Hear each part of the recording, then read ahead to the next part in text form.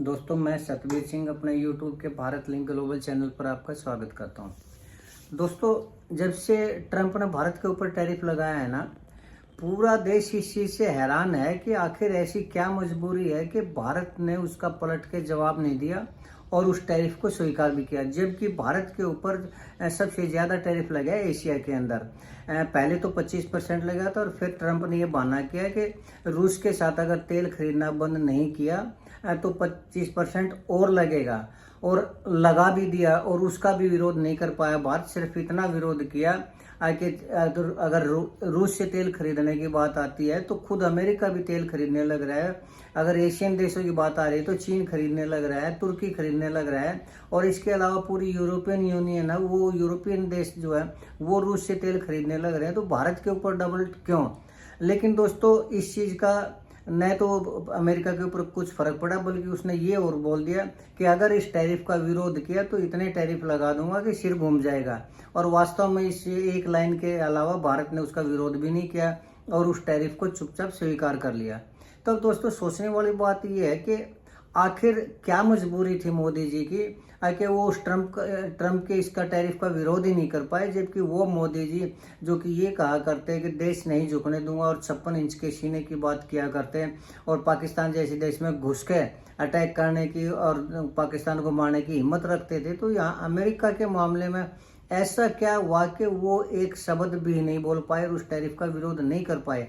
जबकि चीन के ऊपर भी टैरिफ लगाए थे और चीन ने जैसे ही अमेरिका ने टैरिफ लगाया, पलट के चीन ने भी उतना ही टैरिफ अमेरिका के ऊपर ठोक दिया और ये भी कह दिया कि और लगाओगे तो हम भी और लगाएंगे। और जो बिजनेस था, जो एक्सपोर्ट वो किया करता अमेरिका को, उसको भी बंद कर दिया। और तुरंत जो टैरिफ है के मामले में ट्रंप है ना, वो घुटनों पर आ गए और उसने चीन के ऊपर कोई भी टैरिफ नहीं लगाया। लेकिन भारत के मामले में ये नियम लागू नहीं हुआ। तो दोस्तों, आज थोड़ा इसी बात के ऊपर चर्चा करेंगे कि ऐसी क्या मजबूरी थी भारत की कि वो उसका विरोध नहीं कर पाया और उस टैरिफ को उसने स्वीकार कर लिया। तो पहले तो दोस्तों, मैं ये बात कहना चाहूँगा कि इसमें मोदी जी की कमजोरी वाली कोई बात नहीं है कि मोदी जी कमज़ोर हो गए या बोल नहीं पाए या 56 इंच का सीना है वो कमज़ोर हो गया, ऐसा कुछ भी नहीं है। अगर मोदी जी नहीं बोल पाए तो इसकी वजह थी खुद भारत और भारत की मजबूरी क्या थी दोस्तों? पहली बात तो ये है कि एक रेयर अर्थ मिनरल होते हैं, वो भारत के पास नहीं है। भारत की ज़मीन से वो नहीं निकलते, जो कि डिफेंस सेक्टर के लिए वो बहुत ज़रूरी चीज़ होते हैं। और अगर वो भारत के पास नहीं मिलते तो फिर मेन बात ये है कि भारत मंगवाता कहाँ से? तो वो दो ही जगह से मंगवाता है, उनको चीन से या अमेरिका से, और ज़्यादातर वो मंगवाता है अमेरिका से। क्यों? क्योंकि चीन के ऊपर भरोसा है नहीं। तो अगर भारत इस टैरिफ का विरोध करता है तो उस विरोध के अंदर और ज़्यादा टैरिफ लगते हैं। और ऊपर दूसरी बात यह है कि उस जो रेयर अर्थ मिनरल है वो उनको सप्लाई कर देता बंद अमेरिका। और ये डिफेंस सेक्टर के लिए बहुत बड़ा धक्का होता है, क्योंकि आज जो भारत का मेक इन इंडिया के तहत और जो डिफेंस सेक्टर में स्पीड है वो बहुत स्पीड से भारत कोशिश करने लग रहा है कि डिफेंस सेक्टर को मजबूत किया जाए। और अगर उसी में रुकावट आ गई तो ये भारत के लिए और भी ज़्यादा झटका है। इसलिए पहली बात तो ये थी कि भारत सिर्फ इस चीज़ को देख के न चुप हो गया कि अगर विरोध करेंगे तो वो डिफेंस सेक्टर के लिए नुकसानदायक है, इसलिए विरोध नहीं किया। दूसरी बात, आज भारत जो रूस से तेल खरीद रहा है ना दोस्तों, उसमें उसको ज़्यादा मुनाफा नहीं हो रहा। पहले तो डिस्काउंट दिया करता भारत, लेकिन आज जो डिस्काउंट दे रहा है वो बहुत कम दे रहा है। और भारत का जो प्रॉफिट है वो है सिर्फ 4 अरब डॉलर का साल का। और जबकि अमेरिका के साथ जो व्यापार हो रहा है उसमें भारत को प्रॉफिट होने लग रहा है 87 अरब डॉलर का। तो 4 अरब डॉलर के लिए भारत 87 अरब डॉलर के प्रॉफिट को अगर दांव पर लगाता है तो मैं ये समझता हूँ कि भारत की मूर्खता ही होगी। और इसलिए मोदी जी ने इस चीज़ को समझा और उसने जो विरोध नहीं किया। क्यों? क्योंकि 87 अरब डॉलर का भारत के व्यापारियों को, भारत को जो प्रॉफिट हो रहा है वो खत्म हो जाता है और देश को 87 अरब डॉलर का नुकसान भी होता है। अगर 50% टैरिफ लगाया तो उसमें मानते हैं कि कुछ ये प्रॉफिट है, इसमें से कुछ तो कम होगा, लेकिन फिर भी कितना कम होगा? 70-80 करोड़ लगा ले, 75 अरब डॉलर लगा ले, वो तो प्रॉफिट होगा ना, कुछ टैरिफ में दे भी दिया जाएगा। तो ये मैं समझता हूँ कि भारत ने समझदारी का काम किया कि उसका विरोध नहीं किया। क्यों? क्योंकि भारत की इतनी ताकत भी नहीं है। भारत का न तो अर्थव्यवस्था इतनी मजबूत है कि वो एकदम से उस व्यापार को अपने देश के अंदर ही खपा ले, खुद खरीद ले, या फिर दूसरे देशों के साथ इतनी ज़्यादा उसकी वो एक्सपोर्ट की वो नहीं है कि वो जो अमेरिका के अंदर माल है, जो भारत का माल है वो एक्सपोर्ट होने लग रहा है, वो एकदम से दूसरे देशों के अंदर उनको भेजने लगे, क्योंकि ये बहुत लंबी प्रक्रिया होती है और इसमें सालों लग जाते हैं दूसरी मार्केट तलाश करने में, दूसरे देश के साथ व्यापारिक संबंध बनाने में, और अपने उन्हीं चीज़ों को खपाने में बहुत लंबा टाइम होता है और बहुत कुछ सोच विचार के होता है। तो एकदम से भारत के व्यापारियों का, एक्सपोर्टर का इतना बड़ा नुकसान नहीं किया जा सकता। तो मैं समझता हूँ कि भारत का ये ठीक स्टेप था कि उसने ज़्यादा वो नहीं किया, विरोध नहीं किया उस चीज़ को, और धीरे धीरे जो मार्केट तलाश करने लग रहा है वो मार्केट इसलिए भी तलाश करने लग रहा है कि अगर वो दोबारा इस तरह की सिचुएशन आ जाए तो पहले से सावधान रहे। और मुझे लगता है कि जब तक ट्रंप है वो अमेरिका के राष्ट्रपति रहेंगे, ये सिचुएशन आती ही रहेगी। तो इसके लिए कोशिश शुरू कर दी है भारत ने, दूसरे देशों के साथ व्यापारिक मार्केट तलाशने की कोशिश शुरू कर दी है। तो इसमें कोई ये नहीं है कि भाई भारत कमज़ोर था, कायर था या और कुछ था, या 56 इंच का सीना नहीं था, बल्कि ये समझदारी का स्टेप था भारत का, मोदी का सरकार का ये समझदारी का स्टेप था। दूसरा, फिर अगर इस बात को लेके चाइना के ऊपर तो उसने टैरिफ नहीं लगाया, वो पीछे हट गया। तो चाइना की हमारी अर्थव्यवस्था में दिन रात का फर्क है। चाइना हर मामले में आज अमेरिका से कम नहीं है।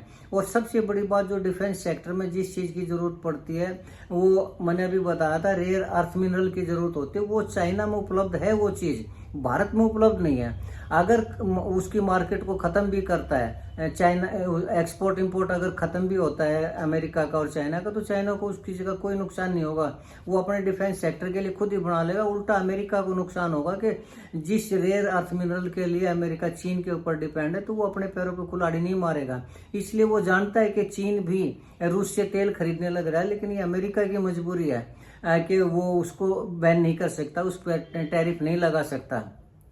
लेकिन भारत के साथ ऐसा कुछ भी नहीं है। भारत के पास तो पहले ही इस तरह की रेयर अर्थ मिनरल है ही नहीं, तो वो तो है ही अमेरिका के ऊपर डिपेंड, तो कैसे टैरिफ का विरोध कर सकता है। तो मेरा ये मानना है कि ये कोई गलत स्टेप नहीं था, भारत ने समझदारी से काम लिया।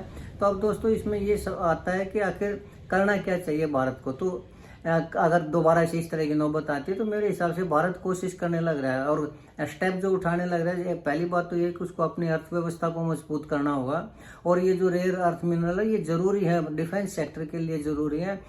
इनकी किसी और देश के साथ जहाँ इनकी उपलब्धता उसके साथ व्यापार बढ़ाने होंगे, लेकिन उसमें भी ये है कि टाइम लगता है, धीरे धीरे जरूर भारत कोशिश करने लग रहा है। अब जैसे डिफेंस सेक्टर की बात है, तो पहले से तो अब भारत है वो ज़्यादा स्पीड से मजबूत होने लग रहा है, हथियारों का निर्माण करने लग रहा है, स्वदेशी हथियार बनाने लग रहे हैं, ड्रोन के मामले में वो आत्मनिर्भर होने लग रहा है। तो काफ़ी स्पीड से प्रोग्रेस कर रहा है, लेकिन इनमें दशकों का टाइम लगता है। और ट्रंप ने तो एकदम से बगैर किसी नोटिस के, बगैर उसके, ये एकदम से टैरिफ लागू कर दिए।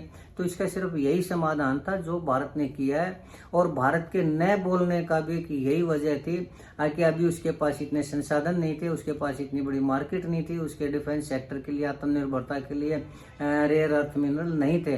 तो मैं समझता हूँ दोस्तों भारत का ये स्टेप है, इसमें आलोचना करने की जरूरत नहीं है किसी तरह की। मोदी ने देश को कमजोर कर दिया, मोदी जवाब नहीं दे पाया, मोदी का 56 इंच का सीना खत्म हो गया, ऐसी कोई भी बात नहीं है। जो कुछ भी किया है भारत ने सोच समझ के किया है।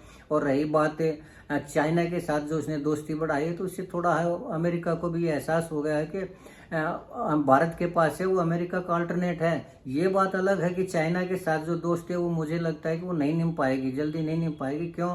क्योंकि चाइना अपनी हरकतों से बाज नहीं आएगा। आज भारत की जरूरत है चाइना को, और चाइना की जरूरत है भारत को। तो दोनों एक दूसरे की जरूरत है, तो आज दोनों एक दूसरे की तरफ बढ़ने लग रहे हैं, एक दूसरे से दोस्ती का हाथ बढ़ा रहे हैं। कुछ समय के लिए तो मुझे लगता है ठीक है, लेकिन लंबे टाइम के लिए ये ठीक नहीं है। इसके लिए भारत को सबसे पहले तो जो लाइन ऑफ एक्चुअल कंट्रोल का मामला है वो सॉर्ट आउट कर लेना चाहिए।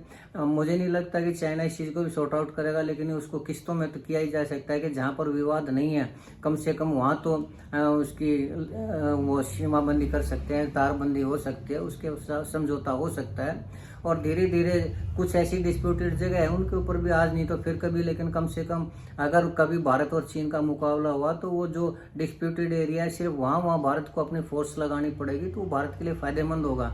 और भारत इसी चीज़ को देखते हुए प्रयास करने लग रहा है चीन के साथ अपने संबंध बढ़ाने की, कि जितना भी हो सके मामले को सॉर्ट आउट किया जा सके, और जल्दी से जल्दी भारत भी अपने कदमों के ऊपर खड़ा है उसके। और जिस दिन भारत डिफेंस सेक्टर में मजबूत हो जाएगा, मैं ये समझता हूँ कि चीन के वो आधे के भी नज़दीक पहुँच जाएगा, तब भी भारत को जरूरत नहीं है चीन से डरने की, और न अमेरिका से डरने की, और न उसकी दोस्ती का हाथ आगे बढ़ाने की जरूरत है चाइना की तरफ। तो आज के लिए इतना ही दोस्तों। मुझे उम्मीद है कि आपको मेरा ये विश्लेषण पसंद आया होगा। अगर आपको लगता है कि मैं सही कह रहा हूँ तो मैं आपसे गुजारिश करना चाहूँगा कि आप मेरे इस वीडियो को लाइक करें, शेयर करें और कमेंट करें। दोस्तों, अगर आपको लगता है कि मेरी गलत सोच है तो भी कमेंट करें, ताकि मैं अपने आप को करेक्ट कर सकूं। आपने मेरा ये वीडियो देखा, इसके लिए आपका तहे दिल से धन्यवाद। और चलते चलते एक निवेदन और करना चाहूँगा कि आप मेरे इस चैनल को सब्सक्राइब जरूर करें, ताकि मैं इसी तरह का विश्लेषण आपके सामने लाता रहूँ। इसके साथ ही नमस्कार, जय हिंद, जय भारत।